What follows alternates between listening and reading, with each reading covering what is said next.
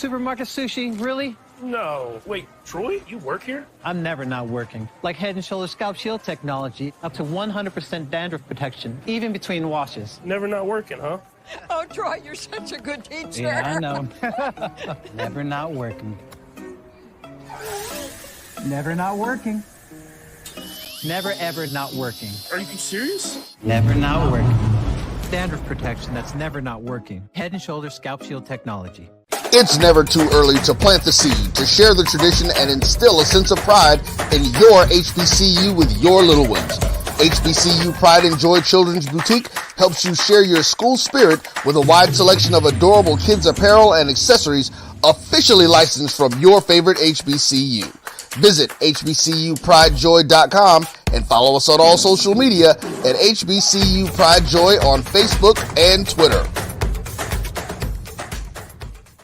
This is Brian Fulford. AD Drew and I are co-hosts of the BCSN Sports Wrap. We talk about all things related to HBCU athletics. From the games, teams, coaches, and fan interest stories, we cover it all. You can find our shows on Facebook at BCSN Sports Wrap, YouTube at MyJBN Online, and everywhere you listen to podcasts like Anchor, Spotify, Google, and Apple Podcasts. You can also find the show on the Jericho Broadcast Network's app. Make sure to download. We look forward to you joining the conversation and being a part of the show.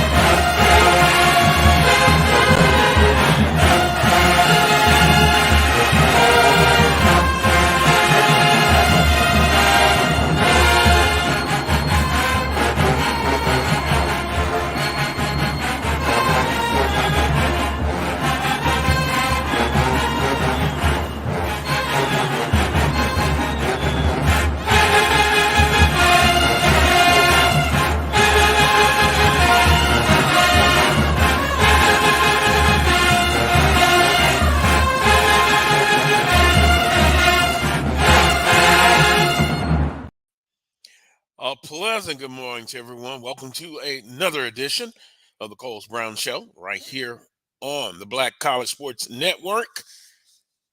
May 27, 2023. Boy, this year is going fast, but it seems like every year now. I guess because I'm getting a little older, the years go by pretty fast. Guest menu for today.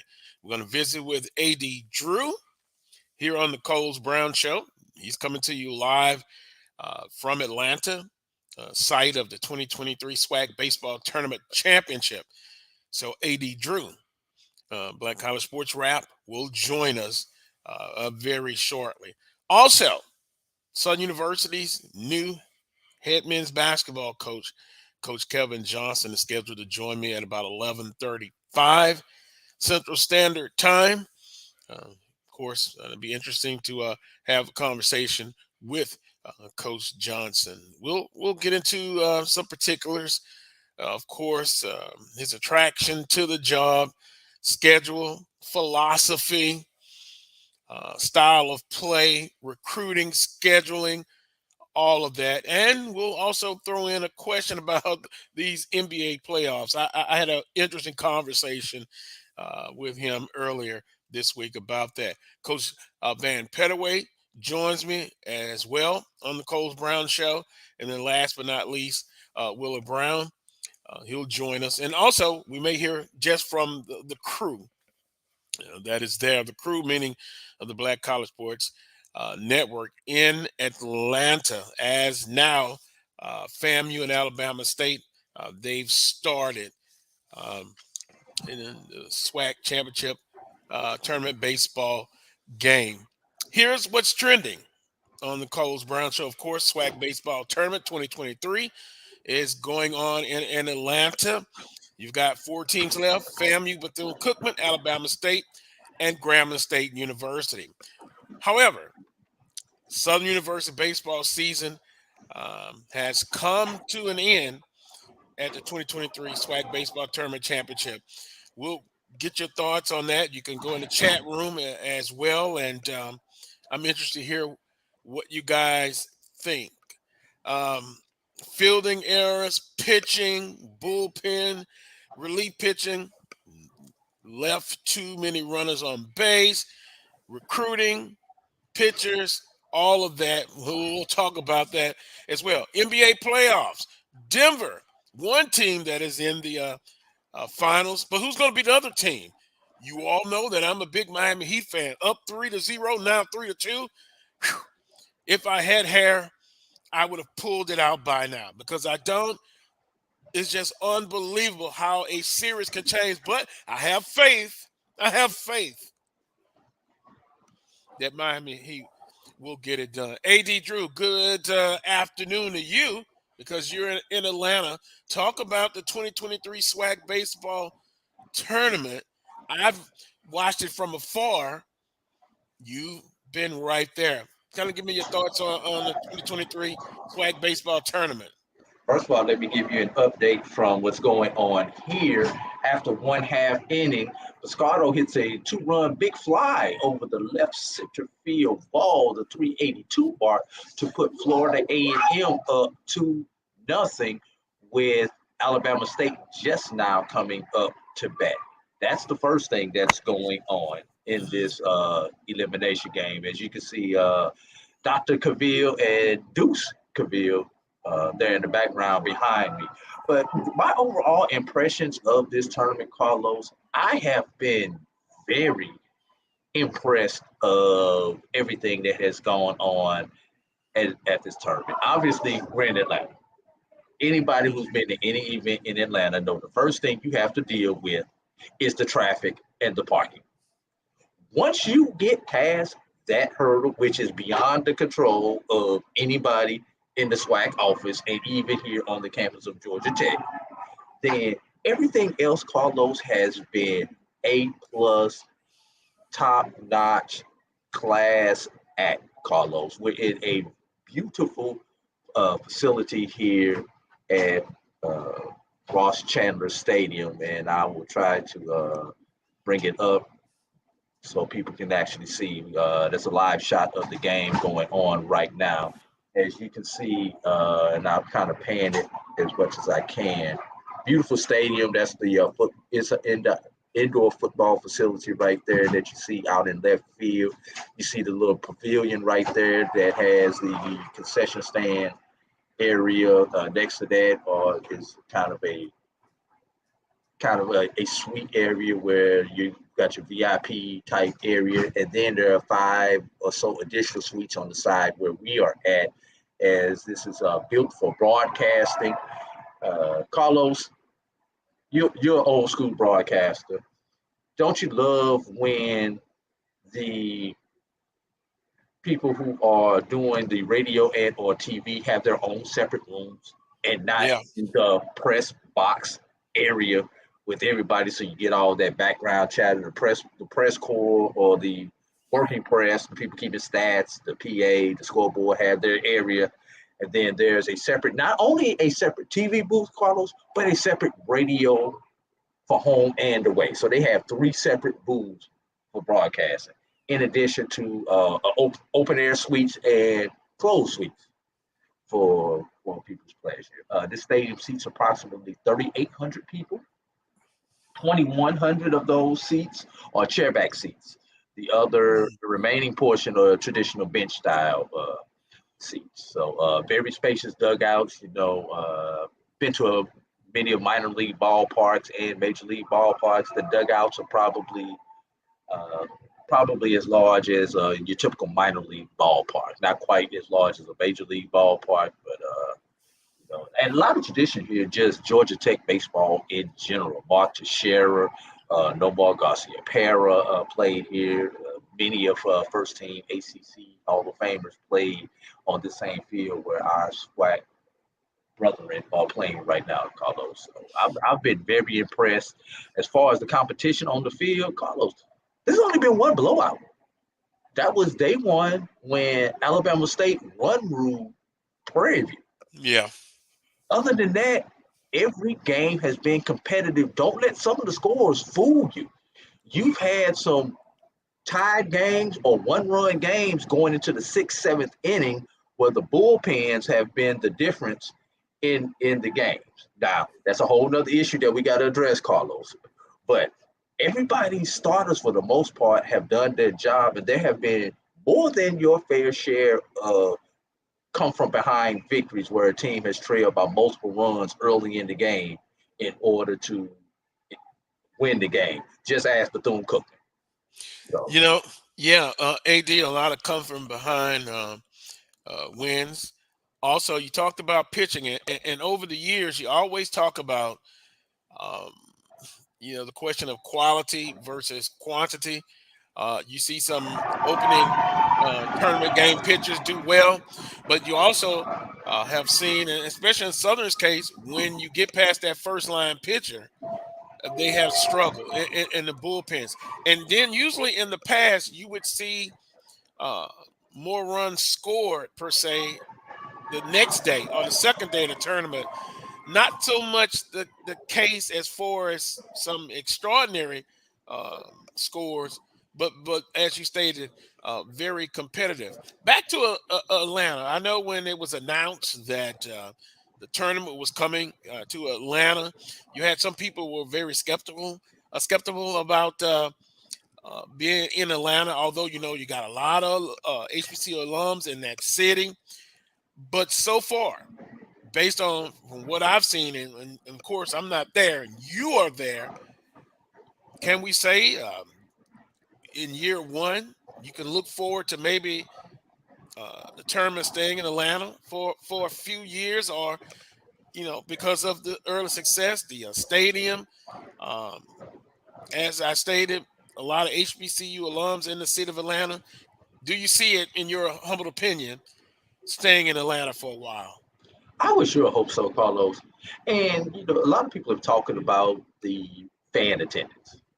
Mm-hmm. Let's break a couple of things now. Not only for the SWAC softball tournament and the SWAC baseball tournament, they're competing against a very large life event for most people. Softball tournament is competing against college graduations. Mm-hmm. As the weekend of the championship, most colleges are graduating that week, or some have just finished graduation the prior week to the SWAC softball tournament.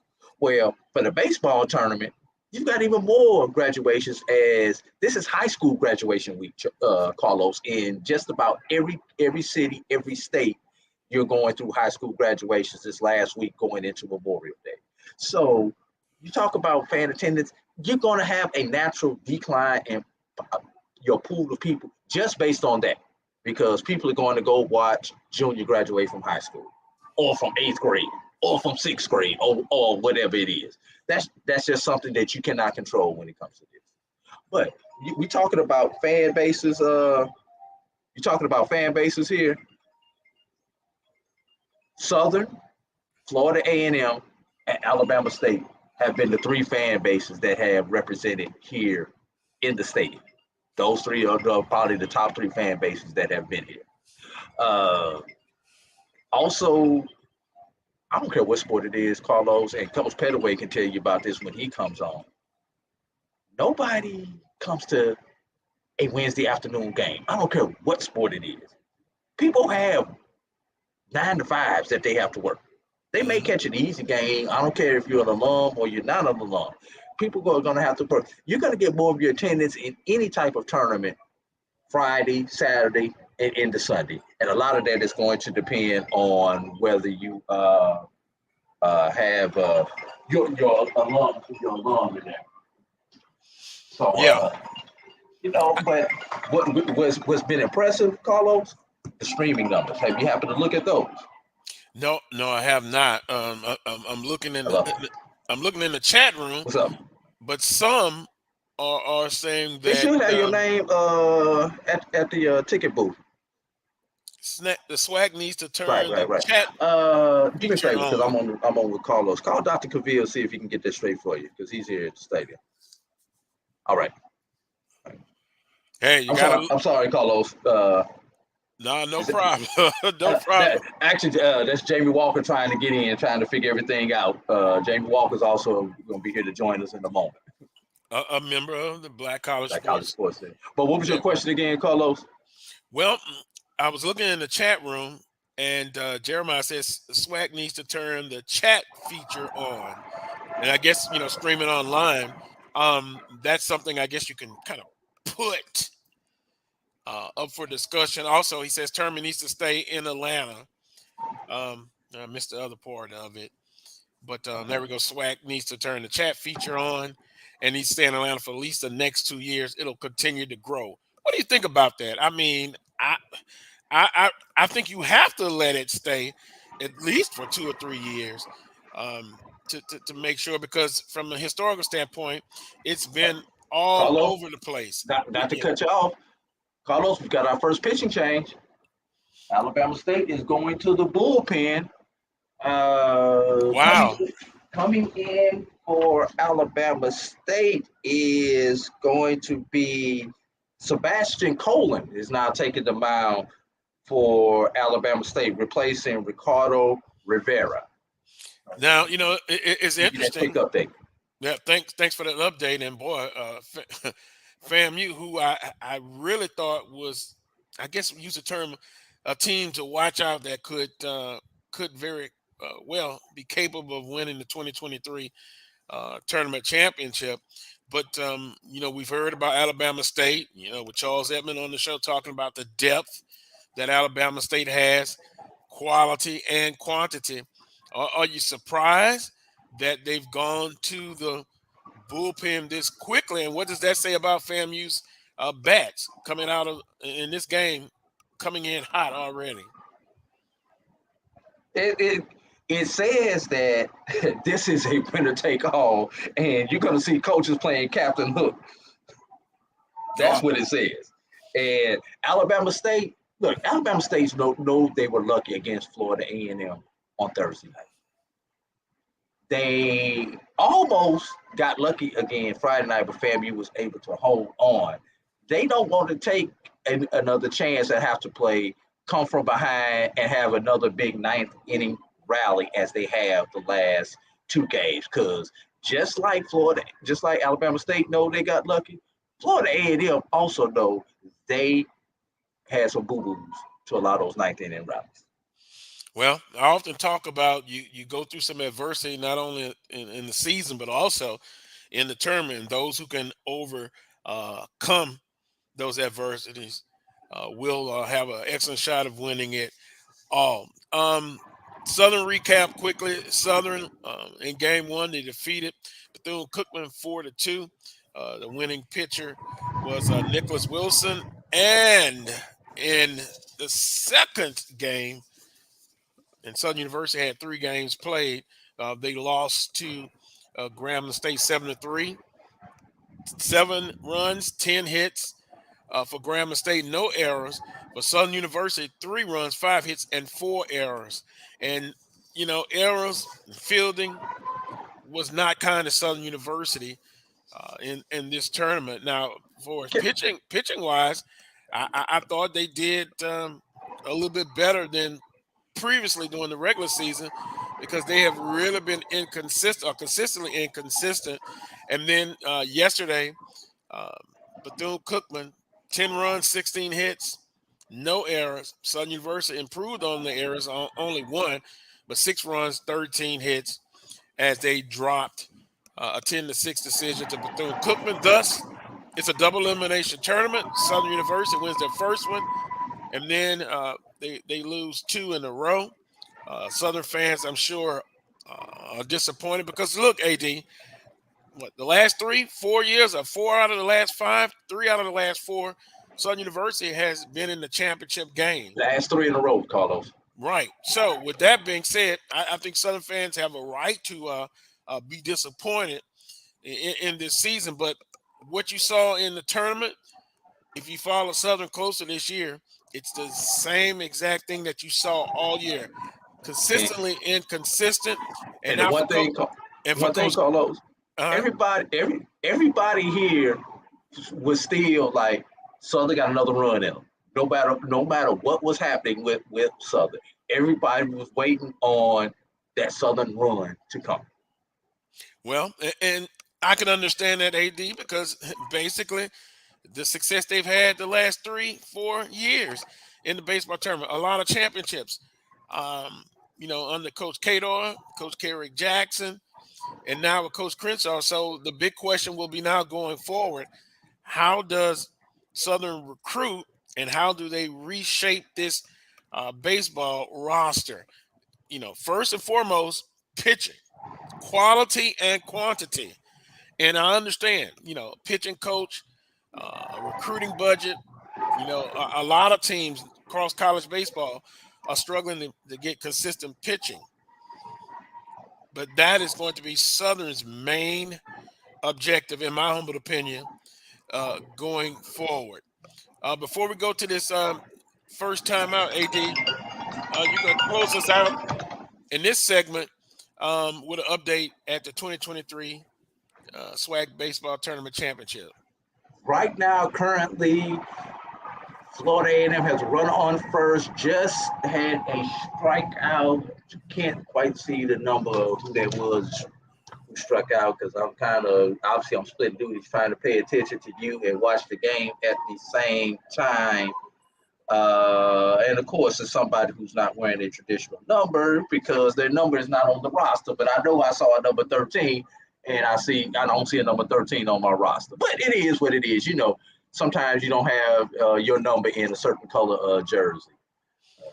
Shouldn't happen, but it does. Score? Just popped up for the second out. Looks like Alabama State is 1 out from getting out of this jam that they were in. Florida A&M still leads 2-0 in the top of the second inning, Carlos. All right, AD, thanks for that update. We're going to take a quick timeout. When I come back, I'll be joined by 2 other guests. Coach Vann Pettaway joins me. He's going to help me out with the interview with Coach Kevin Johnson. We're scheduled to have him as well. So stay tuned. You're watching the Carlos Brown Show right here on the Black College Sports Network. The Cuvée Group is a Florida-based marketing and training consulting firm. We help businesses communicate to their target audience and engage them in conversation. We also help to expand their audiences, which will ultimately result in growth for those organizations. In addition to being a certified constant contact specialist, my colleagues and I are also certified in John Maxwell Leadership Principles. We use these proven principles to conduct workshops, training, and private coaching sessions for individuals and companies looking to take things to the next level. Contact us to schedule a free consultation. Issues today, don't delay, call Cuvée. This is the Dean of the College of HBCU Sports, Kenyatta Cavill of Dr. Cavill's Inside the HBCU Sports Lab with Mike Washington and Charles Bishop. Come mix it up in the lab where the course lecture is in session every Tuesday from 6 o'clock p.m. Central Standard Time on Facebook Live, YouTube Spreaker, or the BCSN app, as we discuss all things about the HBCU sports culture, including exploring the week that was in the sporting HBCU diaspora, as well as the upcoming week of HBCU sports. With me, the Dean, the College of HBCU Sports, on Dr. Cavill's Inside the HBCU Sports Lab with Mike Washington and Charles Bishop. Course lecture dismissed. From novice to aficionado, find yourself here. High quality cigars plus personal customer service. Slow Burn is Waco's only mobile cigar lounge, featuring a meticulous, curated collection of premium cigars. Visit our website, www.slowburnwaco.com. That's www.slowburnwaco.com.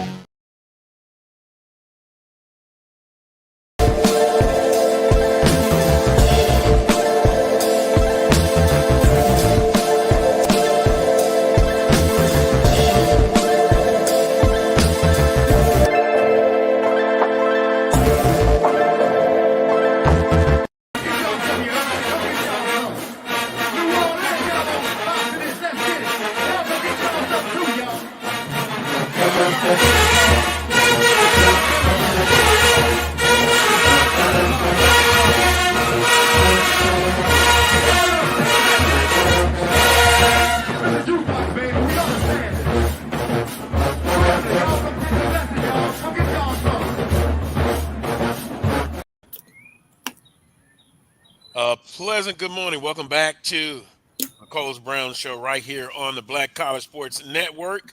Well, I see that two of my guests are in with us, one being the new men's basketball coach at Southern University, Coach Kevin Johnson. Coach, good morning to you, and Coach Pettaway. Good morning. Good morning. Good morning. Good morning to both you guys, Mr. Brown and Coach Pettaway. Coach Pettaway, it's been a long time.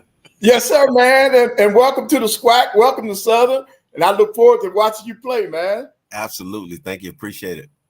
You know, I think all basketball coaches, because they have relationships, it's interesting. I never thought that you guys knew each other till Coach Johnson told me he knew Coach Pettaway.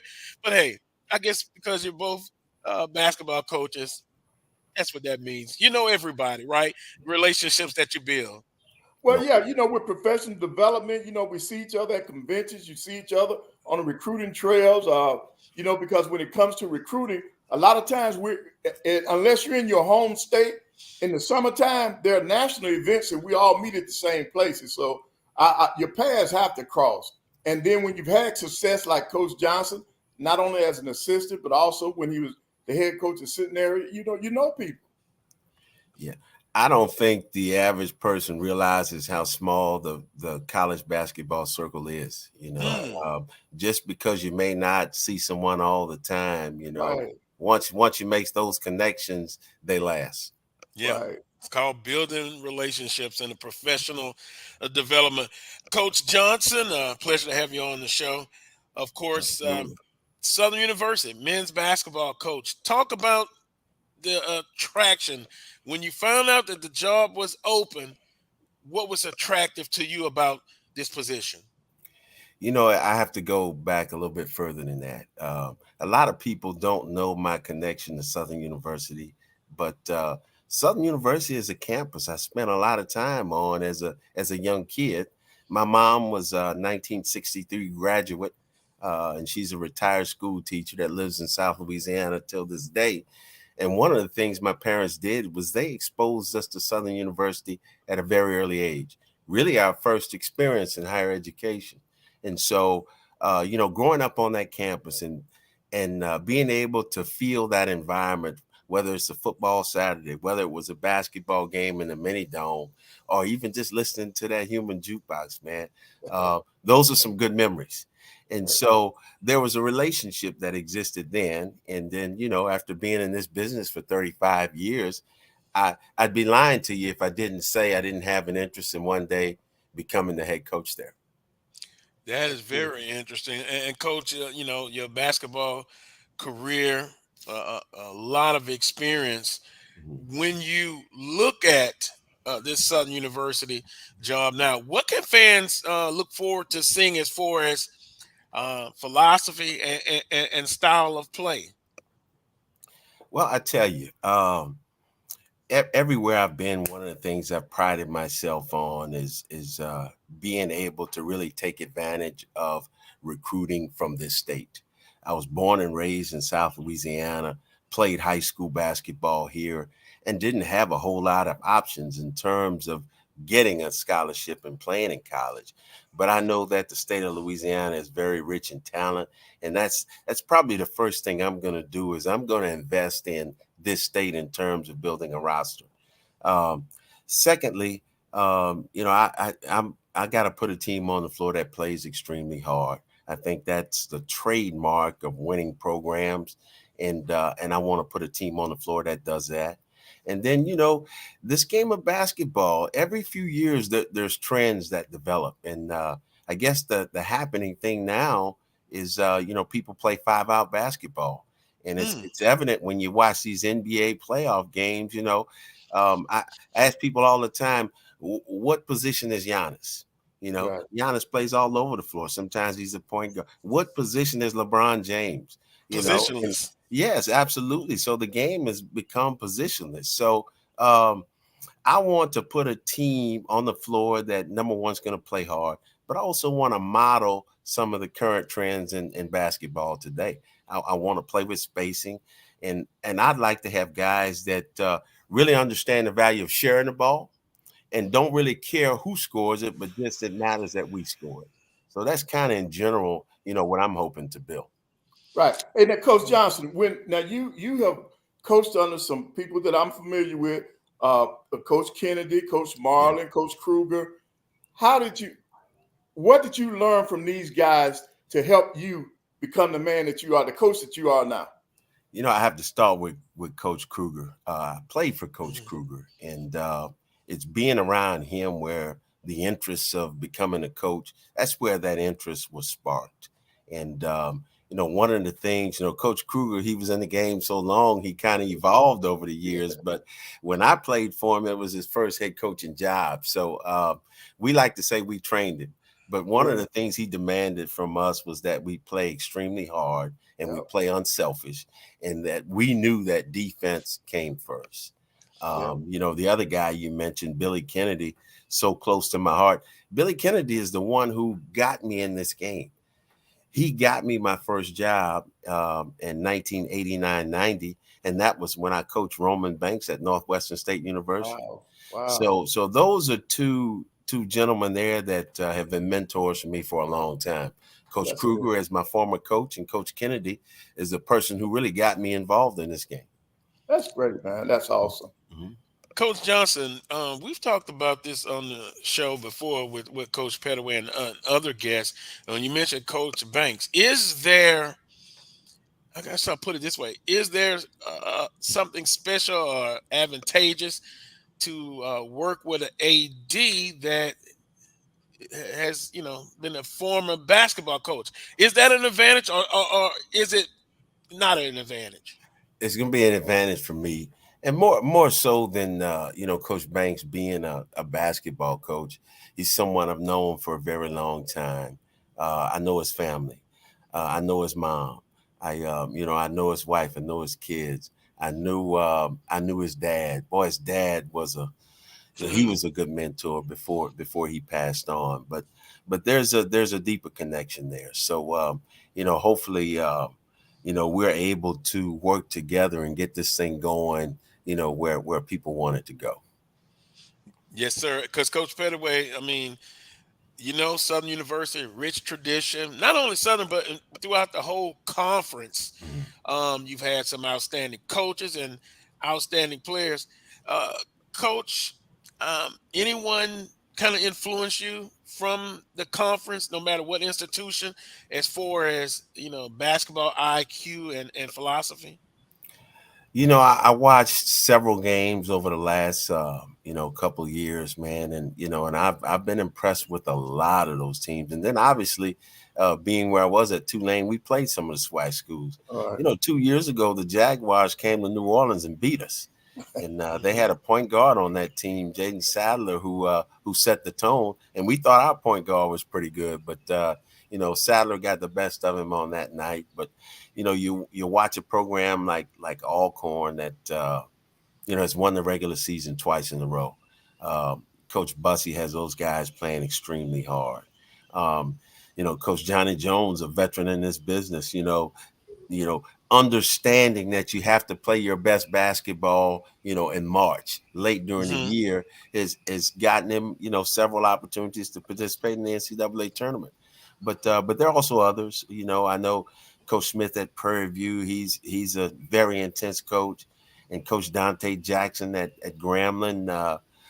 Boy, he did a tremendous job, building that program. Win 24 wins now, 24 wins last year. And then some of the new guys I'm looking forward to meeting and competing against.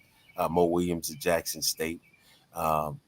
Also, Coach Matlock over at Alabama State. And I know Coach Hewley's getting his thing going at Alabama A&M. So I followed the league the last few years. And one thing I know, the people on the outside who think this is a low major league, boy, you are so wrong. And I'm glad that I understand that coming in.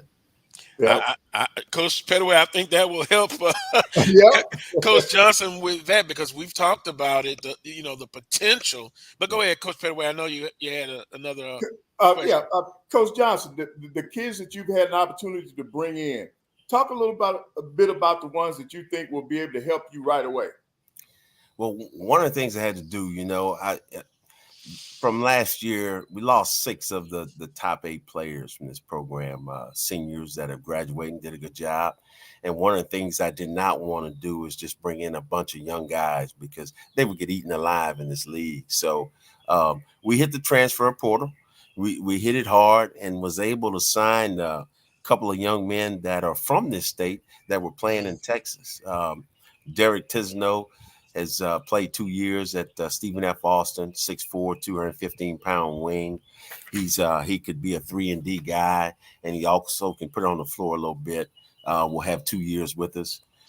Brandon Davis is a 40% three-point shooter that is coming from Texas State, playing in the Sun Belt.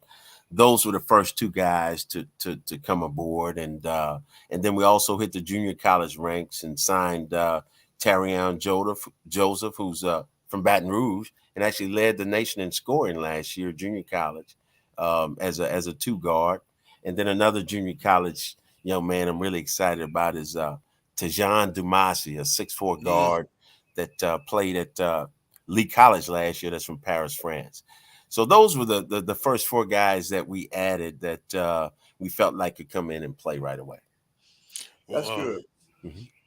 Yeah, very interesting. Young man from Scotlandville High School, won a state championship. So he knows the expectations, because you talk about that and it says Southern is the standard, their philosophy.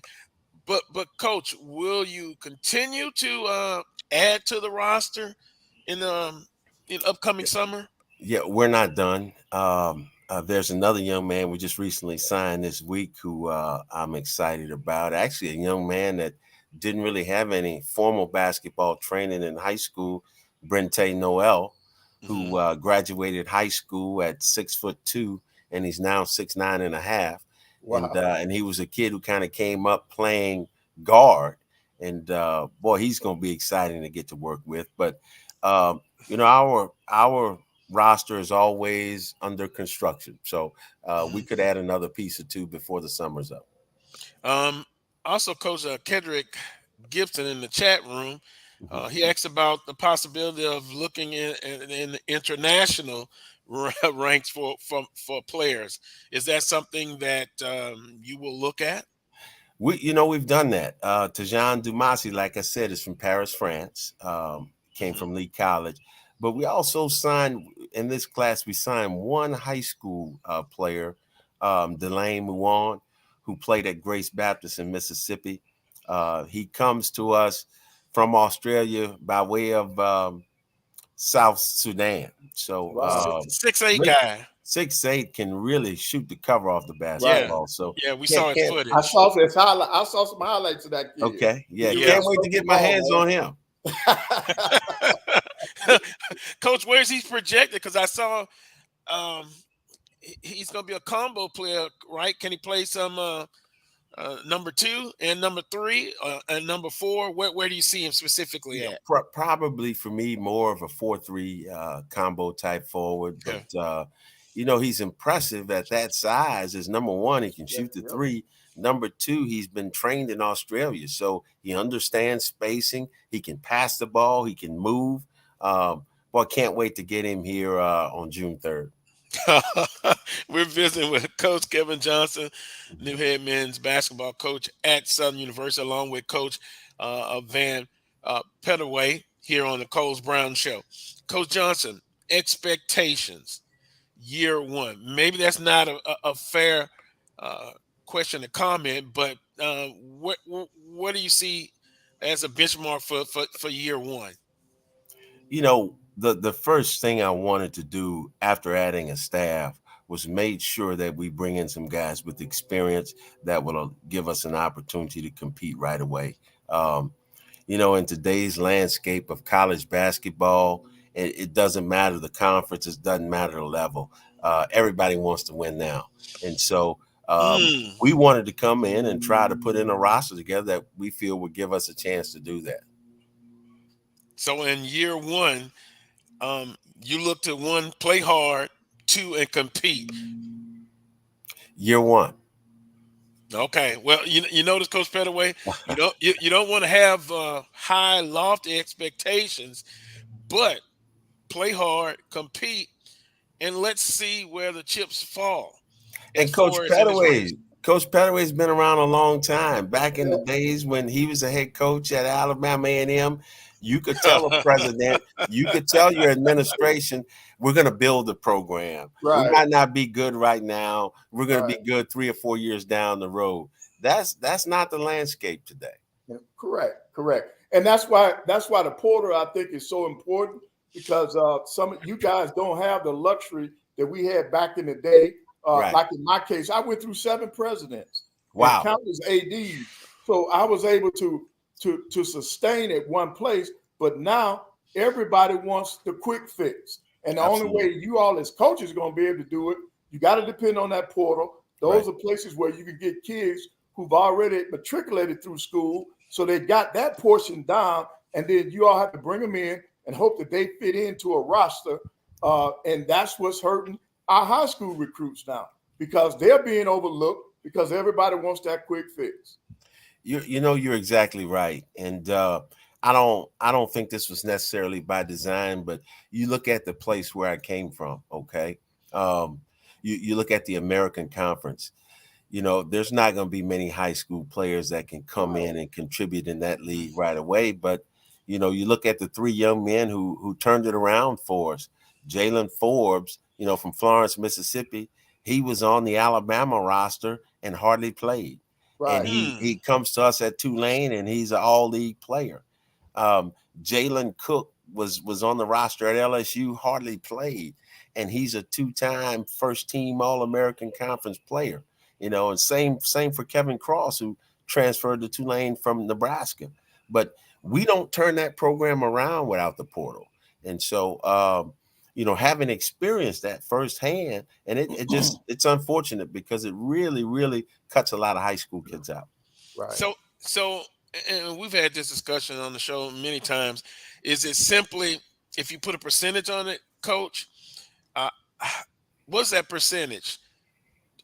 Established players through the portal versus high school talent, because I think you have to have a mixture of both.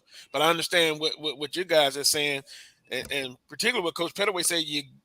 The expectations are high, and you got to win now. But if you could put a percentage on it, what would you like to see as far as high school versus more established players in the portal? You know, I would love to see balance, to be honest with you, but I just don't think that's the landscape today. Every coach I've talked to, the one thing they say is portal first, and that's what you see in recruiting. Right, and you got to have the experienced players. Just look at this past year's Final Four. All those teams that were in the Final Four, they had experienced rosters. No doubt. The teams that are made up of the one and done high school kids, they didn't make it. So you got to have the experienced kids. And some of those are your blue bloods. Right. You know, some of those are your Kentuckys and Dukes. Yeah. And you know, and those talented McDonald's All-Americans, they're never going to beat a 23, 24-year-old. So yeah. And also, guys, when you look at it, we also talk about the APR. So with that being said, with the transfer portal, I guess, Coach, you got to really look at the overall student athlete, not just his presence on the court and his athletic ability, but also, is he an excellent student to bring in so it won't hurt you as far as the APR? What are your thoughts on that? Well, that's a great question. You know, when the transfer portal opened up and the automatic or immediate eligibility for a one-time transfer, I'll be honest with you, I thought APR was going to go away, Yep. but it hasn't. And so No. now the NCAA, they have to put some things in place to really help these kids meet progress towards the degree and retain them.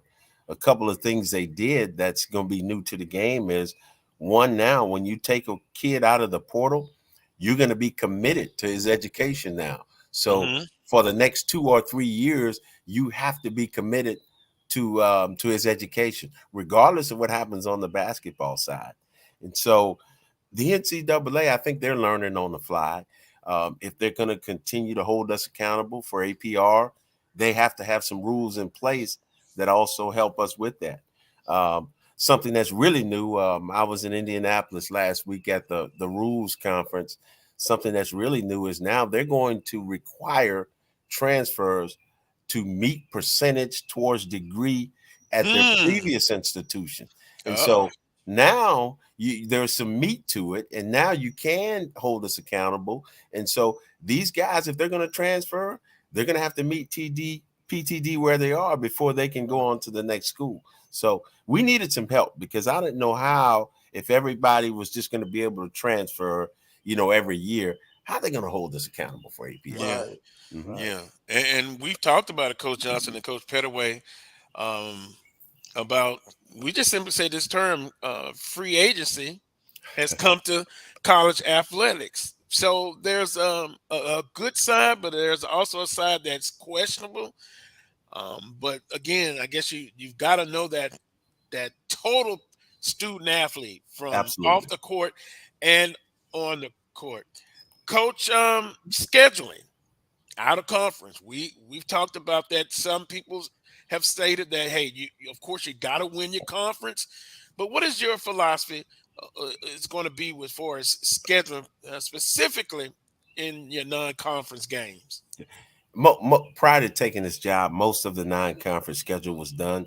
I have been able to influence the process some, but in a perfect world, I think there has to be balance.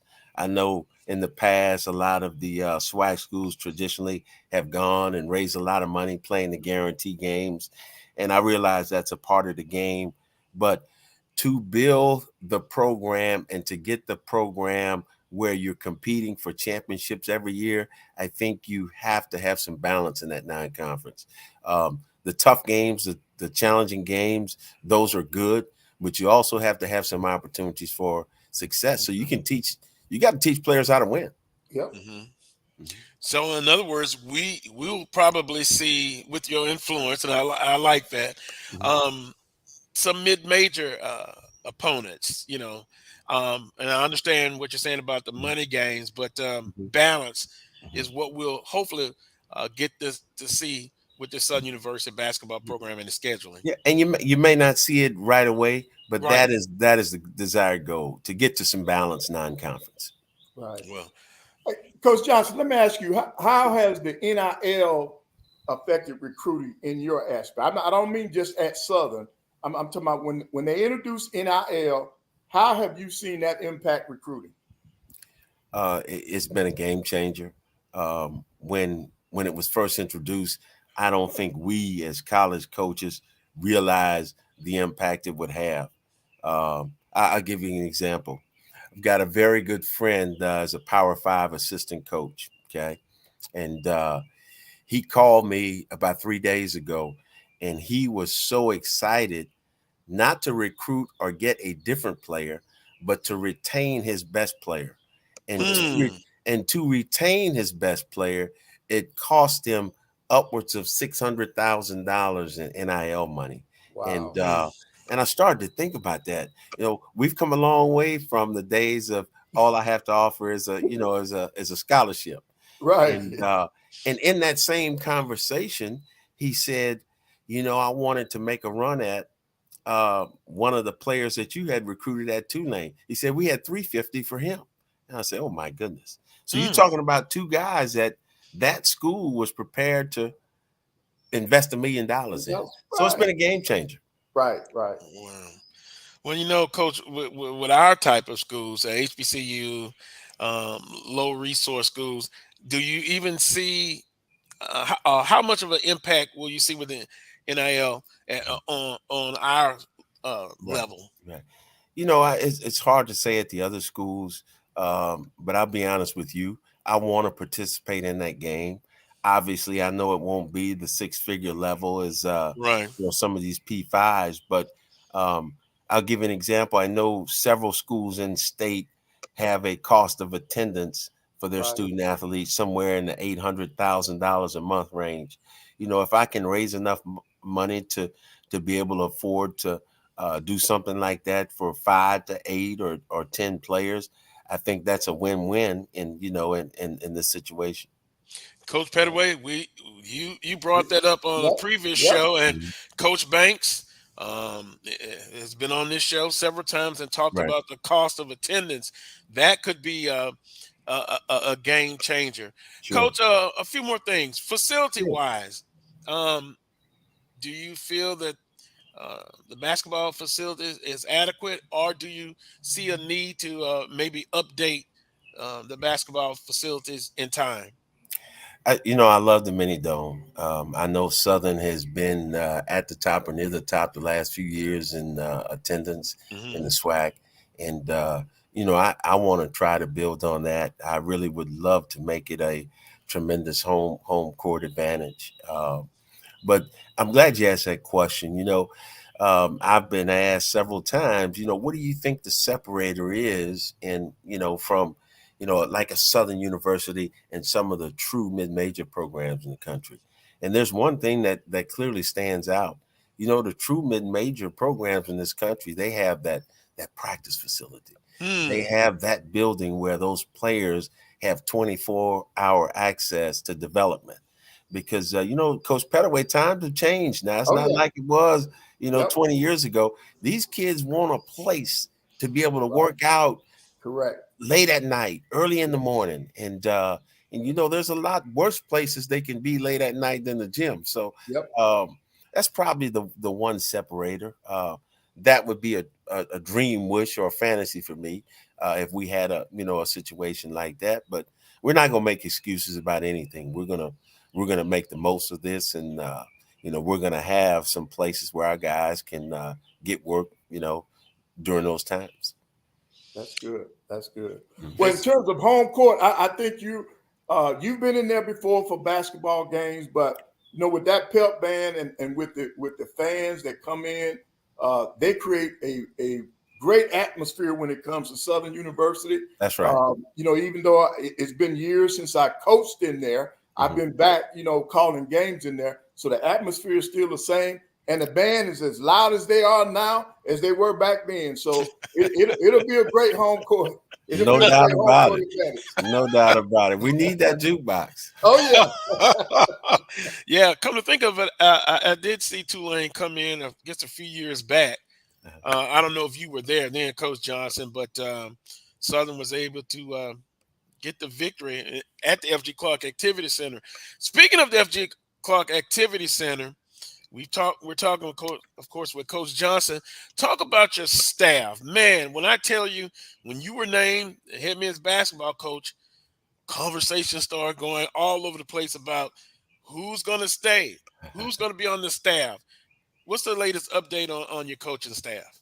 Well, the one coach that remains from last year's staff is Jethro Hillman. People probably didn't know this. I've known Jet for over 25 years. Actually, I recommended him to Coach Banks because when he first came to Southern, he was part of Roman Banks' staff. Yeah. And Jet's a hustler. He will chase a recruit about as hard as you can chase him. And so there was a relationship there. And he's going to remain on staff. And after Jet, I have hired 2 young guys. Boy, I'm excited about Rashad Richardson is coming to us from Middle Tennessee. And one of his strengths is he has all the up-to-date technology in terms of development and individual workouts. He's one of those guys who's going to be in the gym with those guys at 11, 12 o'clock at night if they want to do it. And so I'm really excited to have him coming from Middle Tennessee. Also hired John Tavel, who was with me the last several years at Tulane, who is probably the most current in scouting today, using Synergy and the scouting software that's out there today. So he's going to, in addition to being assistant coach, he's going to direct the scouting. And then the last guy who'll join us in July, and Coach Pettaway, you might know this guy because he's been around a long time, is Rennie Bailey. He was actually on that Louisiana Tech team with Karl Malone back in the day. And he's got a lot of experience in the game. He's been a junior college head coach, and he's worked for several successful Division I programs. And so I'm excited to have him. And those are the 4 guys that I have right now. And what I like about this group is that, I kind of got the 2 young guys and I got the 2 veteran guys. And hopefully, we can meet somewhere in the middle. Maybe we can steal a little bit of that youth from the young guys, and maybe those young guys can learn from those veterans. But I like the mix where it is right now. Right. And that's outstanding staff. And I think Jeffro, he even won assistant coach award this past year. Right. One of the top assistants. So I've known him for years, and you're right. It's been a pleasure knowing him and seeing him and watch him put in the work. And I think that's what's important. And you do have a good balance. And we as head coaches, we're only as good as the assistants we have. So you put together good staff. That's a great comment. I mean, sure, I know I don't know it all, but you know how they say sometimes you have to surround yourself with some smart guys to protect yourself. So oh yes. Coach Johnson, will you add another assistant, or are you good where you're at right now? Possibly. We're looking into right now, seeing if we can add a graduate assistant type position. So there's several guys that have approached me about doing that, and that was something that might be a late July, August type of hire. I heard your comments to the local press. I believe it was the Rotary Club, and I'll just ask you this: when you get the roster complete, there are advantages that you can have as far as having that team play in the summer. Will there be an event or where you'll travel to get some games against some competition?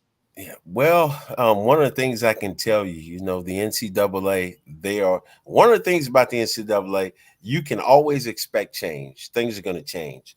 One of the things that's coming up, and it won't be this summer, but in the future, as early as next summer, Division I men's basketball teams will be allowed to play 2 summer contests. These games will take place in August, and that your opponents will have to be other Division I schools. So, it might be a day very soon where, we play a game at home against LSU or a game on the road against Southeastern in the summer, in August, that's to good. kind of finish your summer development. That's that's a game changer, man. That helps you. That helps you find out where you are in a short period of time. That's great, man. Yeah. It's coming. I would say as early as next summer. Very interesting. Visiting with Coach Kevin Johnson, men's basketball coach at Southern University. Coach Johnson, before we let you go, I always like to kind of get a human interest question or two for you. And then you may just be able to help me because, for one thing, I'm nervous as heck. NBA playoffs. And I'm a big Miami Heat fan. Tell me something that makes me feel better. Up 3-0. Now 3-2. We talk about talent versus a team. Miami Heat, 1 superstar and role players. Can you part some wisdom to me to make me feel better? I think I'm gonna have to. And Coach Pettaway, you know this is true. I think I'm gonna have to stick with what I told you yesterday. Oh. I think the advantage for the Miami Heat is that they have a veteran coach in Coach Spoelstra, and he was trained by Pat Riley, one of the best. And and Boston has a rookie coach, so who's done a tremendous job. But I think you're gonna have to rely on Coach Spoelstra to get this 6th game. If they don't get this one, I don't think they'll get a game 7. I agree with you, Coach. I agree with you. It's now another. Yeah. What the change, guys? Up 3-0 and you don't close out, and then Boston gets momentum. What exactly can you pinpoint? What happened? I can tell you what I think happened, Coach Pett. You might have a different idea, but Brown and Tatum is what happened. I mean, Right. if I can get somebody like one of those, we can make a whole lot of guarantees. Right. Yeah, those guys, they came into their own. They were struggling. Right. They came into their own, and they're in a groove right now. And so, right. So Miami's got to be able to control one of those guys. They can't have them both going off. No. You got no chance if they both go off. Right. Well, apparently in the first 3 games, they were running them off of their spots. And to me, Boston, they live by the 3, they die by the 3.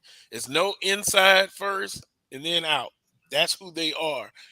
Miami must run them off those comfortable perimeter shots like they did in the first 3 games.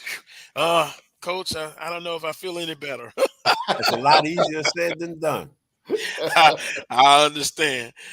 Well, Coach, I appreciate the time on a busy Saturday. I'm sure you could have been doing something else as far as basketball-wise, but we appreciate you coming on and talking with our audience.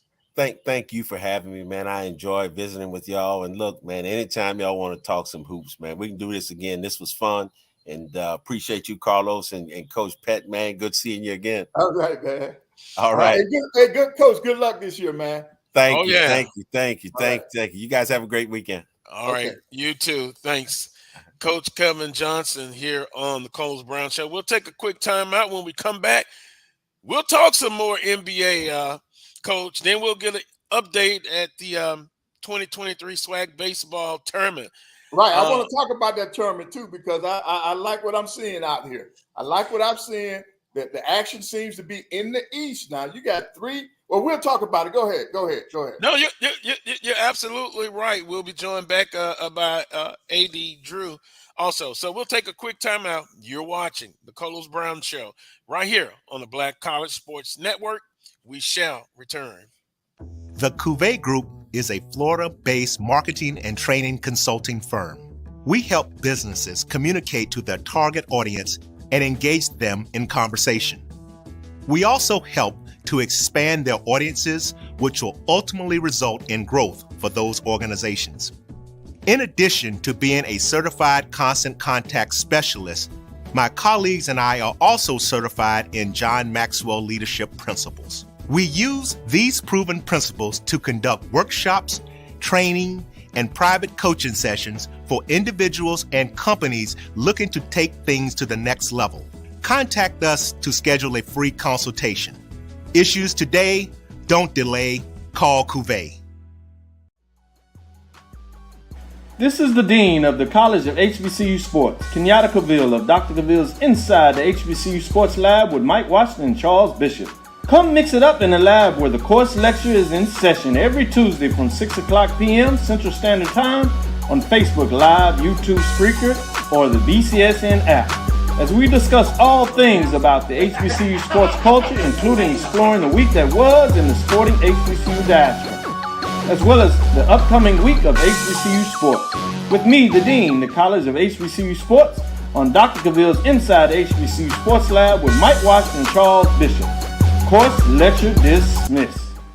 From novice to aficionado, find yourself here. High quality cigars plus personal customer service. Slow Burn is Waco's only mobile cigar lounge, featuring a meticulous, curated collection of premium cigars. Visit our website, www.slowburnwaco.com. That's www.slowburnwaco.com.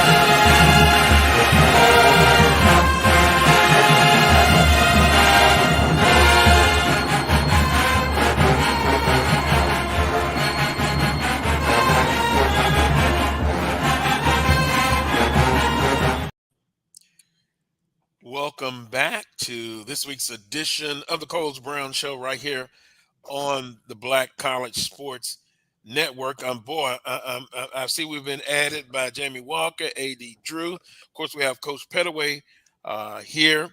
First and foremost, let's get an update from the 2023 SWAC baseball tournament. AD, if you're ready. And also forgot to turn my mic back on. FAMU scored an additional run in the top of the 4th inning, but those Hornets are trying to make a comeback. They have added 1 run in the bottom of the 4th inning. Right now, they have runners on first and second with 2 outs, 1 ball, strike to the batter. We'll probably let it stay on for this 1 at bat before I close out the game. But right now, Florida A&M, 3 runs, 5 hits, no errors. Alabama State, 1 run, 4 hits, and no errors. We have had 1 pitching change for Alabama State. The starter is still on the hill for Florida A&M University. While I'm looking at Coach Pettaway, and it seems like the flag is blowing out. I know during the broadcast, the term has been urban jet stream at the game, but weather-wise, it looks perfect. Almost look as hot as Louisiana, Baton Rouge, matter of fact. Carlos, it is an exceptionally cool day here in Georgia. The high is only supposed to get to 75 here in the Atlanta area, and that's a flare. That's going to be down. That's going to score 1 run. We're going to have a play at third base. He is out at third. Now, did the run count? Yes, they're going to plate the run. The run did count and on the timing play, but the runner was thrown out at third base. Credit that 9-5 on the put out from right field to third base. So Alabama State does play 1 more run. They pick up 2 runs in the bottom of the 4th inning. So after 4 complete, Florida A&M 3 runs, 5 hits, no errors. Alabama State 2 runs, 5 hits, and no errors. Oh boy, it's going to be another close one, I think. But you've seen some of these games. You've seen comebacks by a team behind. And so I think, just in my humble opinion, it's going to be another close and exciting finish. Coach Pettaway, you appreciate this. And I kind of got wind of, in podcast and radio business, you always trust your sources, right? Well, this news I'm about to break, I kind of knew about it last night, but you want to wait, check, and recheck your sources. Now, this is somebody that you know. Breaking news, former Alabama A&M and UNLV running back Gary Qualls Jr. has announced his commitment to Southern University. Wow. And wow. Well, yeah, and he's got 1 year left. He's going to be a grad student, but that could be possibly what pushes Southern now as far as in the running back room. It's debatable, right? But that's a game changer. Right. If that kid is healthy now, he can play. He can run the football. He can carry the mail. So you all have a good one there now. I've watched him over his career here at Alabama A&M, and he can run between the tackles. And also, he's good coming out of the backfield, right? As well. And I think that kind of fits due in what I saw in the spring game, and I just only saw the spring game, but you're going to see a lot of backs involved in the passing game this upcoming season. So that's breaking news. FAMU holding on by the skin of their teeth, Jamie. Yeah. 3-2 against Alabama State. But guys, Alabama State has been the prohibited favorite. Would you agree? Coming into this tournament, it was Alabama State, then everybody else. Has that surprised you now that you're seeing other teams really have an outstanding chance? One being Grambling and also FAMU, and don't sleep on Bethune-Cookman in this tournament. No, it hasn't surprised me at all because I think when you're talking about tournament play, I think, Coach Cato and others have talked about, teams turning it up a notch. So you're seeing exactly that. I love what Grambling is doing. I know they're, playing later. But when you're talking about just the way that FAMU has stepped up in tournament play as well, you really didn't see that, although that Eastern Division of the SWAC is loaded. It's absolutely loaded. So just the way these teams. That might get out of here, fellas. Hey, it does. Home run. Home run, fellas. Jared Weber. Jared Weber goes yard just left of the 382 mark in left center field. I don't know if you can see that Lexus symbol out there in left field over the 382 mark, but that's where it was. I want to get a car. Yeah, he doesn't get a car. I was trying to get. Well, you know what, guys?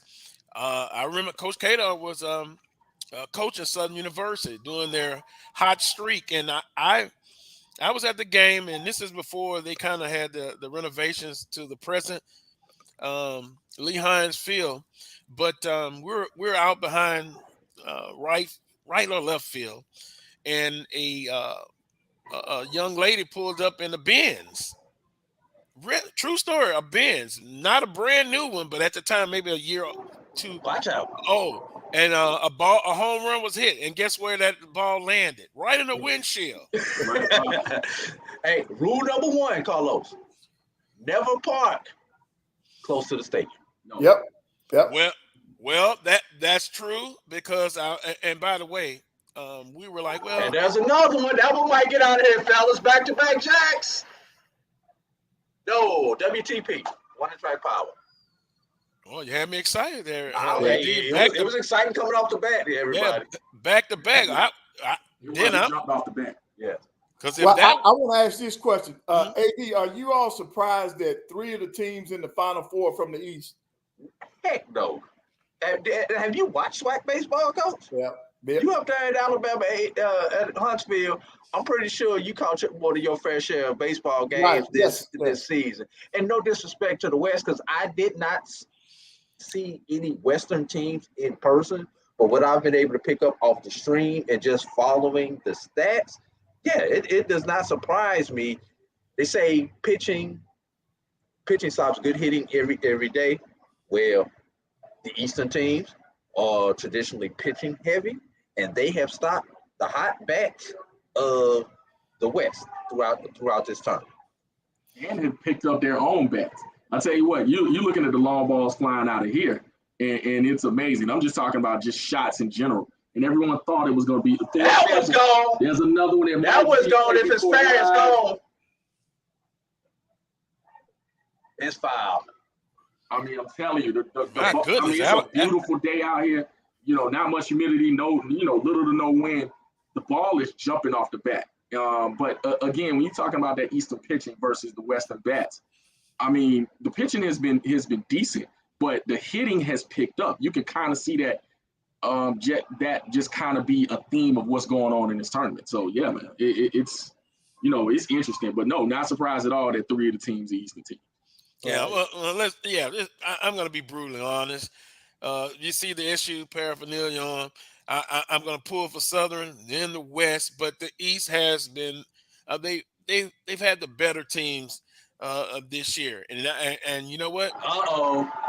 Maybe even in the next coming years, the power will be tilted toward the Eastern Division. But Coach Pettaway and guys, and hearing Coach Cato doing the broadcast, you're talking about pitching, you talk about quantity and quality. And a lot of times you have quality, but you don't have the quantity as far as when you get past your starting pitcher, bullpen, the relief pitching. Do you agree with that? And how can that change as far as from a coach's standpoint, getting out and recruiting more, pitching arms? And then 2, African Americans are not really. You've seen better days as far as African Americans' participation in college baseball. Now they tend to. It's very expensive, even from little league, as far as producing and purchasing equipment, do you see where the time will come where you get more African Americans competing on a collegiate level, and that starts earlier with little league ball and high school? You want me to be honest with you? Yes, sir. Let's have an honest conversation. I've had a conversation with a couple of coaches here off the record. I'm not going to call out those coaches' names because these were off the record conversations. But Carlos, Coach Pettaway, for your grandchildren, why would you encourage them to play baseball? I want you to think about this. Baseball is an equivalency sport. Basketball and football are head count sports. So I don't care how good you are at hitting that ball, throwing that ball, catching that ball. You will not receive a full scholarship to college. Number one. Number two, we know how they came up with the math, 11.7. There used to be 13. They did a 10% reduction to get down to 11.7. Something, math don't math very well when you got a 27-man roster, but you only got 11.7 scholarships. Yeah. So unless you are creative, you got a 4.0 student who's getting full Pell Grant and whatever state assistance that you have here in Georgia, we call it the Hope Scholarship, or whatever state assistance that you get, along with some academic, you're not going to get that stud that you need to put you over. Whereas if I can tote that rock or shoot that ball, I got a better chance of getting a full scholarship to ABC University or getting more of a partial scholarship to ABC University. And by the way, FAMU just scored another run. Yes, FAMU's up 5-2 now. Also, when you think about it, the cost of travel ball, pitching lessons are expensive. Hitting lessons are expensive. What lessons do you get? Do you have to pay for football? Yeah, you may pay for a little bit of agility to get ready for a 7-on-7 camp or something like that, but that's minimal compared to what you have to pay for baseball. Same thing for basketball camps. I can send my child to a basketball camp for, depending on where it is, $150, $200, $250, but that's a travel ball tournament for a weekend. And you're talking about doing that multiple weekends. I can invest in 2 basketball camps, one of them an elite camp, one of them a skills camp, and get my child better looks. So that's why you don't see African Americans playing baseball. The dollars don't make sense to go with it. And if you are that good at baseball, you're probably going to be draft eligible and not even look to college baseball. Go ahead, Jay. AD, I think you've hit every major point, especially that last one. Because if you're an elite baseball player coming out of high school, you have an opportunity to start making money from it from the outset. And the way the NCAA has structured the scholarships in baseball, and I know there's some movement to kind of improve that. You got to find the money from somewhere, and the numbers aren't the math isn't mathing. In other words. But I think you have programs. If you looked at the stream, the swag stream the entire time, there was a group out here in red, the LEAD program here in Atlanta, who seeks to increase minority baseball participation. The minority baseball prospects that you'll see work in partnership with a lot of folks. They are seeking other opportunities in baseball. And so you have those organizations, but can it help? Can it put a significant dent in it?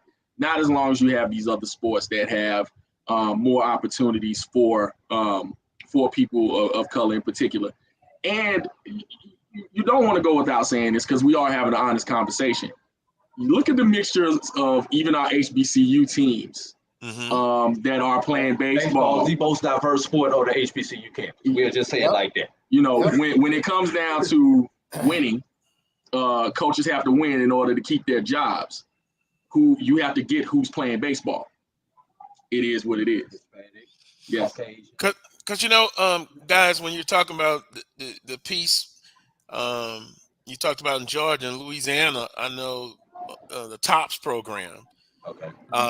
That's equivalent to what you were talking about in Georgia. It adds a piece where a lot of the even the LSU baseball program. Not to cut you off, Carlos, fam, you just scored another run. They are now up 6-2, 6 runs, 10 hits. Alabama State, 2 runs, 5 hits, 1 error. Go ahead. One of the few times you will ever see me clap for the orange and green. My goodness. I think this color here is better than orange and green, but just my humble opinion. But FAMU, I kind of had them as the team to watch in this tournament. That's not Alabama State. All the pressure now to me is on Alabama State. As Charles Edmond would say, FAMU is playing with house money right now. But Right. back to Coach Pettaway, the conversation about African Americans playing baseball, getting more of those student athletes involved. I know from a financial standpoint, we've kind of just talked about it. A lot of the talented players, African Americans that are playing, they're choosing, correct me if I'm wrong, the minor leagues over college because, well, they can still get paid, not the total goal. But if I'm a parent and I have a kid that is pretty good athletically, I would be honest with you, I would look at baseball, especially if I can afford it, and I would try to, back in the day you had churches involved in helping these young student athletes get ready to participate in baseball. But then I'm looking at the long game. If you're playing football, basketball, and baseball, what's the less taxing on the body? Baseball, I would say baseball. So it was once popular before. I guess I'm saying that if certain things can happen, it can be popular again in our African American community, but withstanding and understanding that there are some issues that you have to overcome for those participations, Coach Pettaway. Right. I think that's why Major League Baseball is coming up with some of the different initiatives to get to spark interest once again in the neighborhoods, so that we can get more participation. So, I mean, that's out there. But AD hit it on the head. When your family is looking at the future, it's easier to go for that full scholarship than it is for you to continue to pump money into education when your child can play another sport and get a full ride. So that's understandable. And great point. And guys, I don't see the NCAA increasing the financial piece so much where the financial part will be taken out of the equation. I just don't see it. Yes, Carlos, sir. the NCAA can increase the financial piece all they want to. The question is, will our HBCUs increase the financial piece? That's a whole different story. When you put it out there, I just want to put it up. Whole different story. And I want everybody to keep this in mind. Basketball may be my favorite sport, but baseball was my first love. Mm-hmm. As a kid growing up. Baseball was my first quote unquote girlfriend when it comes to athletics.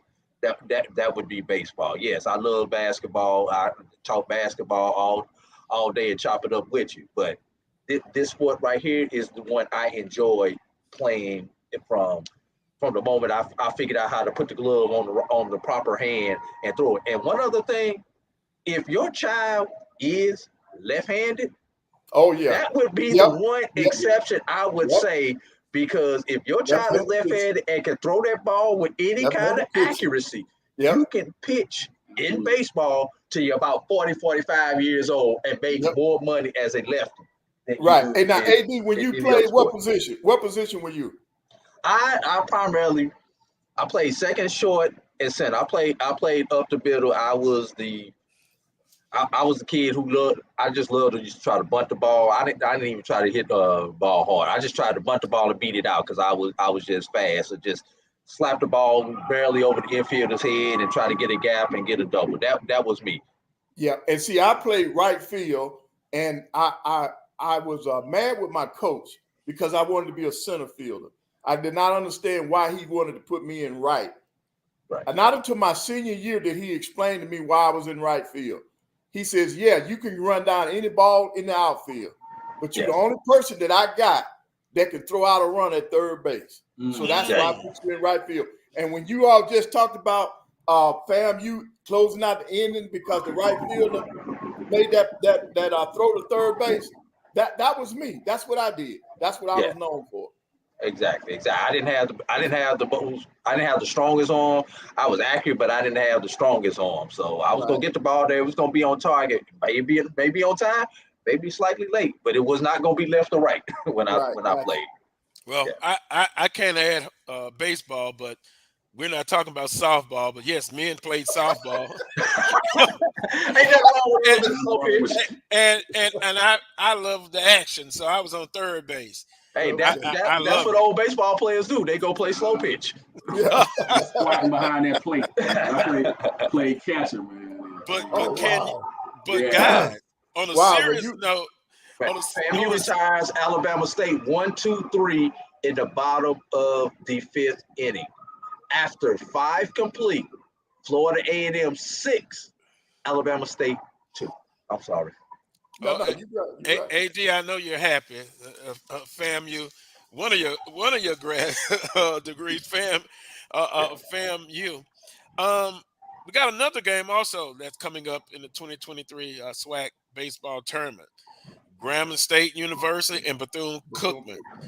Now, Bethune-Cookman came out of the losers bracket. They lost the first game to Southern University, then took care of business the next time that they met Southern University. Grambling State playing well until they lost to Bethune-Cookman. So with that being said, who do you like, guys, in I guess about the 3-ish ball game between Grambling State and Bethune-Cookman later today? I'll tell you what, and just listening to Coach Hernandez yesterday after their game, Bethune's game, I tell you what, they have the right focus, the right attention to detail, and maybe the right pitching as far as just willing themselves in this game. But Grambling State can just hit the baseball. They can hit the cover off the ball. And so I think if the pitching is not up to snuff for Bethune, because it has let them down in spots. Bethune has been, taking advantage of certain opportunities in innings and catching back up. Grambling has been consistent throughout games. I'm going to go Grambling. I think Grambling pulls it out. Now, Charles, Carlos, if you can remember a couple of weeks ago, Charles Evans told us to watch out for Bethune-Cookman. Said that was his dark horse, his sleeper now. And here they are. And also in that same conversation, although it was the end of the regular season, you remember I had FAMU at least winning. Put it this way, I said they couldn't be swept by Alabama State. Right. Somebody lied to both of us on that. Yeah, they were able to do that. And you know what? I would not be surprised. I'm almost ready for prediction. It might be an all Florida finals. Wow. It's interesting that you say that, Carlos. And I've been joking with both Coach Shute and Coach Hernandez about that. And I was like, wouldn't it piss off all the SWAC old heads if you had an all-Florida final in year 2 of Florida A&M and Bethune coming to the SWAC? and they's like, that's our goal. Yeah. Both of them finally said that. I'm not surprised. That their goal is to have an all-Florida final for the SWAC championship just to get some people upset and everything. But speaking of Bethune, the one thing that you want to look at how Bethune is going to pitch Grambling. Yesterday in that game, they pitched Grambling away. Left-handed and right-handed. They pitched them away and had them going out, chasing balls over the outside corner. And Grambling was unable to adjust their hitting approach. Let's see if they change, if they keep that the same, or they change their approach a little bit as far as their pitching with that. So, and Grambling did not have enough left-handed bats to counteract what Bethune was throwing at them. So let's see the little cat and mouse game between these two coaches and everything. But I've got to go with the all-Florida final, which would be for the first time since 2018 that let me double check that. No, if we have an all Florida final, it'd be the first time since 2008 that we have a finalist with two teams from the same state. That's in 2008 when Texas Southern and Prairie View played for the championship in 2008.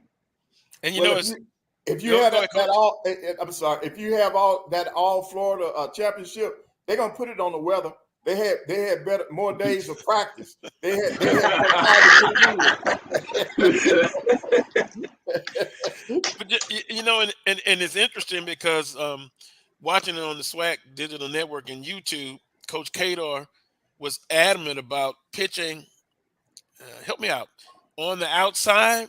Yeah, because Grambling had pull ball hitters. Yes. And every time, you know, if you're trying to pull the ball and it's on the outside corner, typically you're gonna pop it up, or it's gonna be a ground ball to shortstop. Yeah. Yep. But versus if you're a pull ball hitter and the ball's on the inner half of the plate, you're driving the ball to third base or the right or the left field. And you know, also he talked about in this tournament the team that was able to pitch that way, he felt was going to win it. Now we go back to Southern University, who has had much success winning the tournament last year. What a final! I know it was last year. Alabama State and Southern in extra innings. Do you believe now that Southern fans and supporters, should they be disappointed with the performance in this 2023 SWAC baseball tournament? And if they shouldn't be disappointed, then why shouldn't they be disappointed? No, I don't think they should be disappointed. Southern came in. Let's think about it. Southern, like you said, Carlos, was very inconsistent, but Southern came in as one of the hottest teams coming into this tournament. I believe they won maybe 10 of their last 12 or something like that coming into the tournament. I don't have the number in front of me. Against Prairie View and UAPB. They played Prairie View, UAPB, and Alcorn. Those last three series, if I have those correct. Man, I'm going off the top of my head there. Well, now let's be honest, AD. Out of those three series, I would say only the Prairie View one. It was most important because they were chasing Prairie View. No disrespect, UAPB, they've struggled, and then also Alcorn. Oh my goodness! But go ahead. I'm going to counter that. Counter that, Carlos. If you look at what Alcorn and UAPB have done against the top teams in the West, they have snuck that game in. They haven't been swept by a whole lot of those teams. And those are the games, losing to Alcorn and losing to UAPB is why we had that big bunch of teams. There are 2, 3, and 4 that were separated by one game, with 2 and 3 being tied together because people could not take care of business against the bottom third of the division. Well, off the wall. We've got another one. I say shame on them. Yeah, shame on them. We're going to have a player to plate, everybody. No, we're not. The relay throw was missed. FAMU racks up another run. They now go up 7-4. Wow. They remember that sweep in Montgomery. They remember Thursday night. The heck with that sweep 3 weeks ago. They remember Thursday night. FAMU will not take their foot off of the gas. We're getting updates from the 2023 SWAC baseball tournament. I'm sorry. Go ahead, Jamie. No, you're good, man. You're good. I tell you what, Alabama State is uncharacteristic in their errors right now, and I think you're seeing some of that. But yeah, FAMU's going to keep pouring it on. They saw Thursday, and that's exactly what's going on. We need as many runs as humanly possible because we don't need another 5-run comeback. Wow. Jeremy in the chat room says, "You see what I'm talking about when pitches and recovery? ASU got to pull this reliever with arm issues. He pitched Thursday night. Alabama State, I think it's not even debatable. Look, talking to Charles Edmond and some of the other ones, that Alabama State pitching-wise, best in the conference. But in the tournament, wiped the slate clean. FAMU has done a good job in this game and the last time they faced him. So what does that say for the tournament? I'm a big proponent of regular season versus the tournament championships, but I'm in the minority on that because it's set up that the tournament champion will represent the Southwestern Athletic Conference. Coach Pettaway, it's got to be interesting for FAMU if they can continue and win this game to, I still say, have some revenge blood in them for Alabama State being successful against them in the regular season. Right. That's going to always be there. And then tournament play, no matter what sport it is, man, when you put all the marbles on the table, man, anything can happen. And in baseball, where you gotta make sure that you got your pitching rotation right, it's very difficult, man. And the teams that set up their rotation right and that can have where their starters can give them multiple innings, I think they're the ones that stand a better chance. We're visiting with A.D. Drew, Jamie Walker, and Coach Vann Pettaway. Let's take a timeout. We'll continue to get updates for the rest of the show. But when I come back, I want to talk some NBA playoffs. Coach Pettaway, I got you. Denver is in. Who will represent the East? Will I go on a hunger strike if Miami doesn't win after being up 3-0? Will I have to see a psychologist? I'm going to be very disappointed. But Jimmy Butler has pretty much said they're going to be ready. We shall see. After this timeout, you're watching the Carlos Brown Show on the Black College Sports Network. We shall return. Time to call a credit repair company to fix my credit. Hold the phone, man. You can do it yourself with Credit Versio. That's way too hard. Call the credit repair company. Most credit repair companies only work on 1 or 2 accounts at a time, making it slow and expensive. You won't figure that out for months. Ignore him. Credit Versio's brilliant software scans all 3 credit bureaus, finds the accounts that are hurting your score, and guides you through the entire process. Anyone can do it. Let's fast forward and see the results. Wow, I fixed my own credit and saved hundreds. You can do this. Visit creditversio.com. T. Madden and Associates is a sophisticated and experienced law firm located in your neighborhood. We're turning injury to cash. T. Madden and Associates obtained almost $2 million for my injury. They turned my injury to cash. Now, we can't guarantee how much your injury is worth, but we've recovered millions for our clients. Call T. Madden and Associates at 833-PAID-123. That's 833-PAID-123.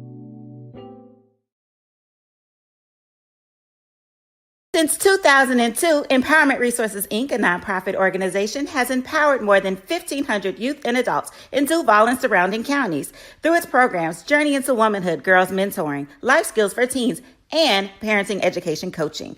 To get involved with programs, volunteer, or donate, visit www.empowermentresourcesinc.org. Follow us on social media, facebook.com/empowerment.resources and instagram.com/empowermentjax. Thank you guys for what you do for HBCU athletics. This is a fantastic avenue for all of us. This is our ESPN, so we love what you guys do. Brian, AD, Roy, all you guys at BCSN. We really appreciate what it is that you guys do for us.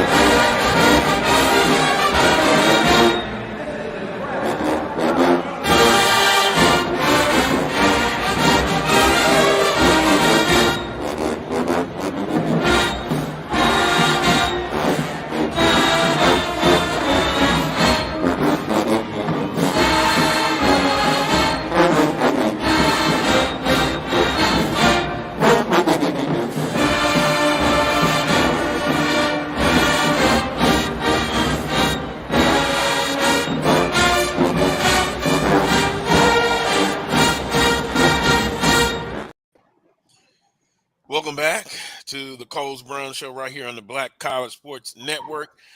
AD, before we talk some NBA playoffs, give us an update. Bottom of the sixth inning. Florida A&M, 7 runs, 11 hits, no errors. Alabama State, 2 runs, 6 hits, 1 error. Alabama State batting, nobody on, and 2 outs. And Carlos, yes, I intentionally played that. I'm so glad coming back out of that break. So I just hope I'm not doing the announcer's jinx. That's all I'm going to say, my brother. Well, I think you'll get a chance if you're able to come during football season to see it in person, because FAMU comes early, within the top 1/3 of the season to A.W. Mumford Stadium. I don't know. I know Coach Pettaway has been to a game at A.W. Mumford Stadium. AD, have you been able to grace a Southern football game? No, I've been on Southern's campus multiple times, but honestly, I never have been to an athletic event on Southern's campus. You know, every time I was on campus, I was when I was working academics with Tuskegee, it was there something academic related. But I've never had opportunity to see baseball, basketball, football, or any athletic competition at Southern. So it's on the bucket list. You know, one day when I hit these numbers, then I'll be able to get in my Winnebago and go around to every HBCU campus. But until then, brother, got to keep hitting that clock. Oh, I understand, and I'll probably retire before you, because I'm a little bit older than you, but it's a great atmosphere at the football stadium. I've had the opportunity to attend at least 3 of the football games there in Baton Rouge, and it's been great. The only game that I did not like was when we had the big monsoon. I was down there for 1 year when A&M played. We had the big monsoon. In fact, that was the first time I took my daughter to Southern. She was a youngster then. I took her to that game, and man, that was terrible. But to see all those faithful people still in those stands, that was eye-opening. That was eye-opening. Now, I have been to a couple of games. I have been to a game at Cruz Stadium up in Huntsville. Okay. Yes, I've been there for Tuskegee Alabama A&M game, and of course when Tuskegee played Alabama A&M at Legion Field. Actually, that's homecoming this year, AD. AD, you know that's homecoming this year. Yeah, I know. Which I don't understand why Alabama A&M will play Tuskegee for homecoming, because Alabama A&M Tuskegee is going to draw anyway. You usually make your homecoming opponent an opponent that's not going to draw as well. Correct. Yeah. So that besides the fact that we the Division II opponent, I really don't understand. And actually, I was at the Tuskegee Alabama A&M game in Mobile 1 year too. Also, so I've seen Alabama A&M in 3 different cities, including I was there for that too. I went to Mobile. That's our brother's trip, going down there for that one. Mm-hmm. Yeah. Well, I like going to a football game in Mobile. I've been to several involving Southern University. My only trip to Huntsville, and it was years ago. Southern was heavily favored. Coach Richardson was the coach. And the first play, I knew we were in trouble. It was, I want to say it was Alabama A&M homecoming. Southern's tailgating area was packed. And then I think the first or second play of the game, the quarterback went about 65 yards for Alabama A&M. Make a long story short, that quarterback rushed for 200 yards that day. And Alabama A&M defeated Southern University. And Southern, I think, came into that ball game either, if not undefeated, only had maybe 1 loss. And the mental picture that stands out to me now, at the end of the game, I saw one of my friends on the sideline, and Coach Richardson he didn't have a good look. He didn't have a good look at all. So beautiful campus, even back then in the 90s when I came there. So I'm sure it's still beautiful, and the campus and the city has grown. But you're talking about a beautiful campus and clean. Yep. And I met up with Ike Rooks. Yep. And so that was my situation with Huntsville. Now, NBA playoffs, Coach Pettaway. We've seen this Miami Heat team take out Milwaukee, who, quote unquote, was the number 1 seed, 4 games to 1. And it looked like it was going to be 4-0 or at least 4-1 against the 2nd seed in the East. So let me just say this, Coach Pettaway, this Miami team exceeded my expectations, but now they're 1 win away from getting to the NBA Finals. And last year, Boston just shot away, and they probably would have made it last year. So with that being said, I hope that I'm not disappointed, and the NBA fans are not disappointed if Miami doesn't make it to the finals. Because that run in the playoffs, a number 8 seed, they've done a very admirable job, Coach Pettaway. Right. Well, and then tonight's game, the health of Vincent is going to be very key. If Miami's going to have a chance, he's got to be ready to play. He's got to be 100%. Because I think you all saw the other night, if you got to depend on Kyle Lowry, you're not going to win the basketball game. See, 2 things to me that have to happen. Vincent has to be ready to play. Strauss has to get back in his groove where he's knocking down shots. And Caleb Martin has to be solid again in order for you all to play. And that's in addition to Jimmy Butler taking over the game, being aggressive. He's got to get Miami off to a good start. His points to me have to come in the first quarter. He's got to set the tempo for those guys. And then, of course, Bam, he's got to do what he needs to do in that middle. But then on the other side, you cannot allow Jaylen Brown and Tatum to go off at the same time. Only one of those guys can you afford to let it have a big game. Both of them, if both of them have a big game, they're gonna beat Miami. So the defense has to turn up for Miami. Now I definitely agree with that. Defensively, that's the point I was gonna get at. Miami, for some reason, one reason that their defense is not looking as good as it once was, as we say hello to Dr. Kenyatta Cavill, they're behind. But one reason their defense has been sucking is because they've been having what I call live ball turnovers. Right. When you turn the ball over and you're giving Boston the opportunity to get out and run, nobody's defense looks good at that point. And I believe 27 points in the last 2 games each, points off of turnovers for these 2 teams, and they have not been. The 3-point defense also has not been as good as it was early in the series, with Boston now being able to stroke the ball from long. So Miami has got to push their defense out, and if you're going to have a turnover, you got to have dead ball turnover so that you can allow your defense to get back and set up. If you allow Jaylen Brown and Jason Tatum and all those other young boys get out and run for Boston, it's going to be a long day for you down in South Beach there, my brother Carlos. Yep. And it better not. Right. Because I'm going to be throwing furniture in here. Yeah. Seventh inning stretch time, still 7-2 Florida A&M. Okay. Well, you never say never, but it looks like FAMU is looking pretty good right now. Right. Now, Carlos, then the other thing you got to look at, Denver's been sitting at home getting all kind of rest, taking their time, willing their thumbs. They got a good team. Now, Carlos, I've also got to, when I'm wrong, I have to admit it. Remember, maybe a month or so ago, I said that I didn't think Denver would make it because they had to rely on Joker too much. Let me tell you something. That guy is the truth, man. And here's the difference between he and the kid at Dallas. The ball doesn't stick in Joker's hand. He's helping his teammates. He's doing it faster. But in Dallas, he dominates the basketball. When you're talking about a 7-footer that can average a triple-double, that's going to be tough to beat now.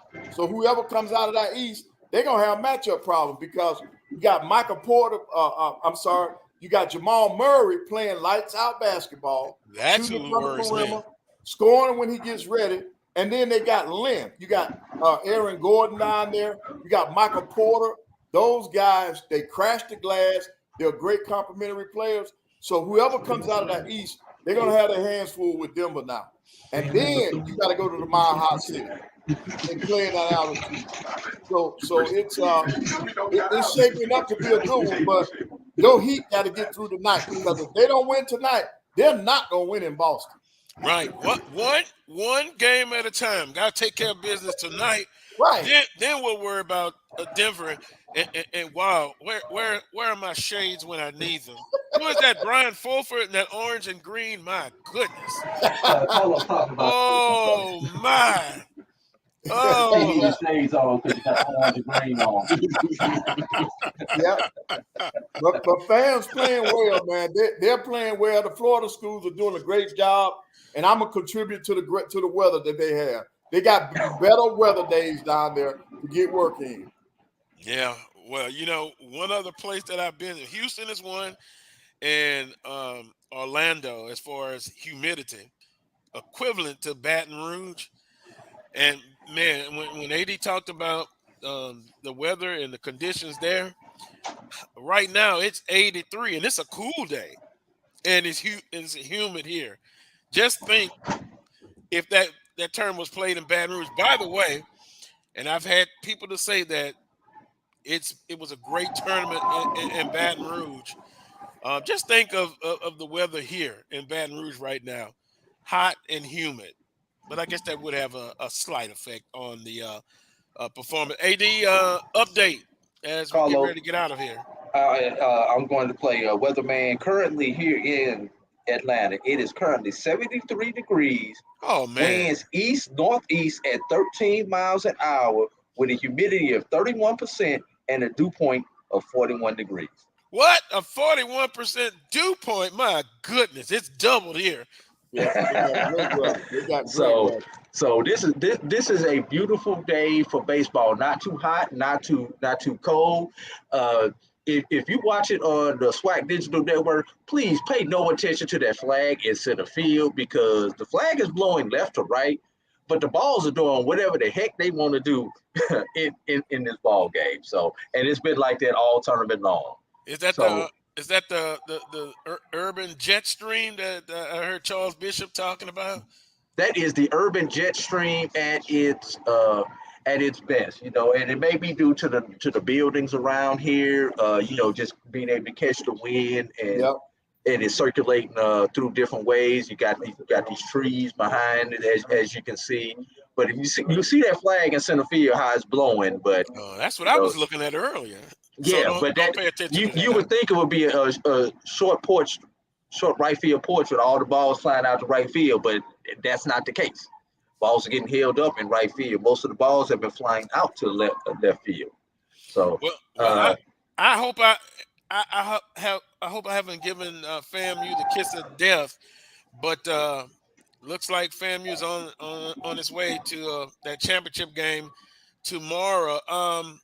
Brian and Dr. Cavill, can they give their prediction on the second game, Bethune-Cookman and Grambling State?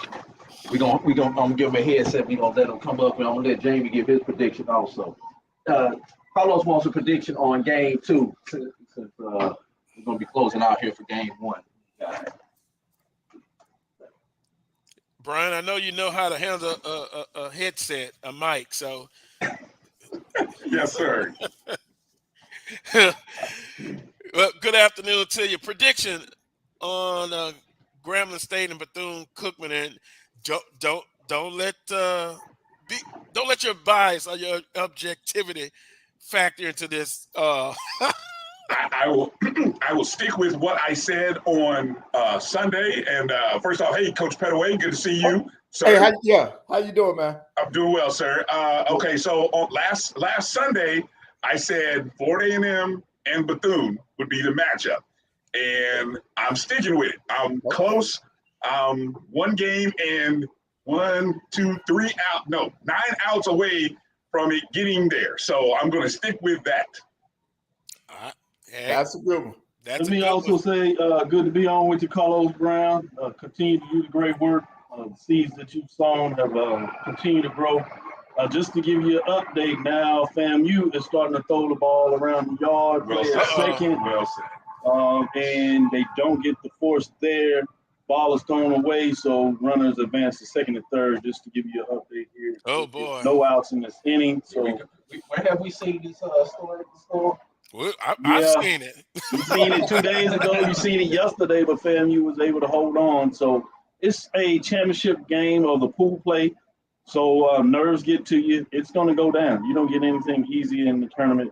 Vann Pettaway knows that in terms of the Hall of Fame coach he is. He's seen it on the basketball side. He's seen it throughout this conference, both in his years in the SIAC and now, obviously, in terms of SWAC.